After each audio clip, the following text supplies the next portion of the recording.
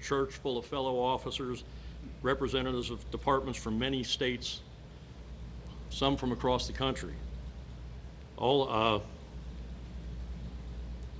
They're all mourning the loss of, again, another member of the law enforcement community.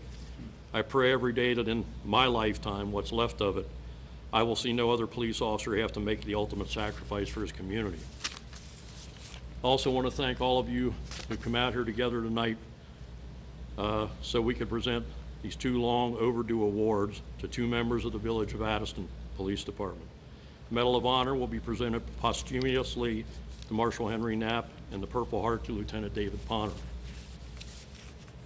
Henry Knapp was elected to the position of Marshal for the Village of Addiston 6th day of November 1923. He was again re-elected on the 3rd day of November 1925. Early in his second term as Marshal, Saturday, February 27th, 1926, Henry Knapp responded to a disturbance in Hopkinsville. Marshal Knapp walked into the front door of the boarding house, saw Anna Clay Roberson in the hallway. He did not see Clarence Werner, who was hiding behind the door. Werner grabbed the marshal's gun, shot him in the head. Marshal Knapp was taken to a Cincinnati hospital where he died on 22nd of March 1926. Marshal Knapp was 42 years old. He was survived by his wife Nora, children Henrietta 18, Johnny 9, and Elton 7. Lieutenant David Ponner was sworn in as a Village of Addiston police officer on August the 4th, 1988. Prior to that, he'd been a special deputy with the Hamilton County Sheriff's Department, and that was for approximately 4 years. He worked his ways through the ranks to attain the rank of lieutenant, and on July 12, 2006, just 3 weeks from his 18th anniversary as a Village of Addiston police officer, he was responding back to the village administration building when he observed a village resident, Joel Lewis, throw a can on the ground. The lieutenant called Lewis over, but Lewis then attempted to flee by pushing past Lieutenant Ponner. As Lieutenant Ponner attempted to subdue Mr. Lewis, he produced a 9mm handgun, placed it against his torso, and advised the lieutenant he was going to kill him and pulled the trigger. Mr. Lewis fled across US 50 toward the river, leaving Lieutenant Ponner laying there wounded. Mr. Lewis was apprehended a short time later. Fortunately, the lieutenant made a full recovery and is still with us today. Joel Lewis was sentenced to 13 years in jail on September 17, 2007 by Judge Ralph Ted Winkler for attempted murder.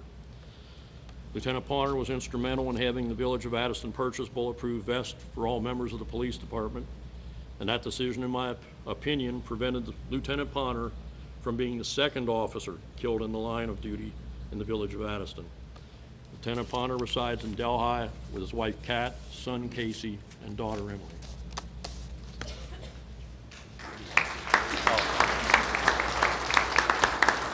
And I've been told I have to introduce a few people. We have Chief Voss from Cheviot. Chief Renner from Cleves. Captain Russ Neville, a representative of Cincinnati PD. A former Addiston police officer, now a Cleves police officer, Jim Lunkenheimer. Everyone that here knows and loves this, Corporal McWhorter. Sergeant Dorian LaCourse, who's been here many years. Absolutely. Neil Rutherford started here when I started here. We got Lieutenant Steve Hickey from Cleves PD. And Sergeant Cliff Wright from Cleves PD.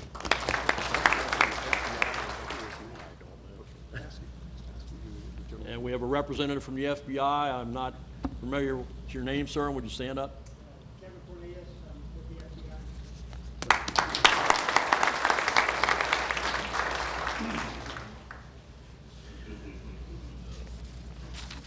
Thank you, Chief Onlardi. We have other members of the families who we will ask to speak a little later in the program. But right now, I'm just absolutely honored and humbled that we would have with us Colonel Ray Hoffbauer with us tonight. Colonel Hoffbauer began his law enforcement career in Delhi Township in 1960. I said that right, 1960, when he was one of the first police officers hired for the new department. In 1961, he became a deputy sheriff with the Hamilton County Sheriff's Patrol, serving as a patrol officer. He progressed through the ranks as a sergeant, lieutenant, captain, and in 1987 was promoted to the rank of colonel, and now serves as a parole division commander. Now, I saw that and I said, wow, he's in charge of all those guys out there running around in the police cars. Then I went online and I looked to see what the division commander is really in charge of. He's in charge of everything. He's in charge of the marine, the water, the helicopters. He's in charge of all the service. I could go on and on about what he is in charge of. He holds a great responsibility in Hamilton County. Colonel Hoffbauer graduated from Elder High School in 1953, attended the Sheriff's Patrol Academy, the Southern Police Institute at the University of Louisville, and also attended Mount St. Joe College. He is also a veteran of the United States Army, serving in Germany and Beirut, Lebanon. Colonel Hoffbauer and his wife, Mary Jo, reside in Green Township and have 2 children, one of whom is a lieutenant with the Cincinnati Police Department. The apple didn't fall far from the tree, did it? As stated, Colonel Hoffbauer is one of the longest serving police officers in Hamilton County with approximately 51 years of service, and he's still going strong. Ladies and gentlemen, Colonel Ray Hoffbauer.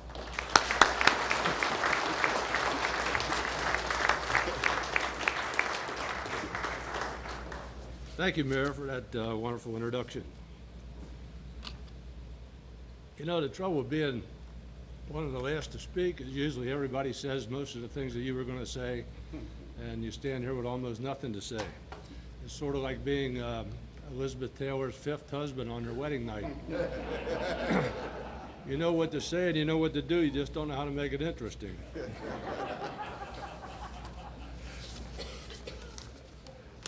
And I'm not known for long speeches, but today I mentioned to Sheriff Lee said that I was going to be here. And I guess most of you know he's pretty much of a rock-ribbed Republican. And when I told him who was expected as guest, he said, well, you should have a pretty good group because most police officers are rock-ribbed Republicans or conservative. He said, this is no offense to you. And he said most people who support law enforcement tend to be very conservative and probably are Republicans. And when he said that, it reminded me of a story that President Reagan told on a regular occasion. It was a story of a young man who just got out of college, had his degree, but he didn't have a career goal set for himself. He wasn't quite sure what he was going to do. So he decided that politics may be the thing for him. So he decided to run for Congress. The problem was that he was in a very strong Democratic district. It was a rural area. A Republican had never been elected in the history of the county, and the Republicans never ran anybody because there just was any use in doing that. But he was not to be denied. So he put together what he thought was a pretty good campaign speech, got in his car and started to drive. First farm he came, pardon me, the first farm he came to, he pulled into the driveway and the farmer came out to meet him. And he introduced himself as a Republican to run for Congress, and the farmer said, you say you're a Republican and you're running for Congress? He said, yeah. He said, just a minute. So he called to his wife. He said, Emma, get on the phone and call our neighbors. We got a fellow here who says he's a Republican. I think they'd like to hear him. So first thing you know, there were pickup truck after pickup truck filling up the barnyard, and he had a large group of people.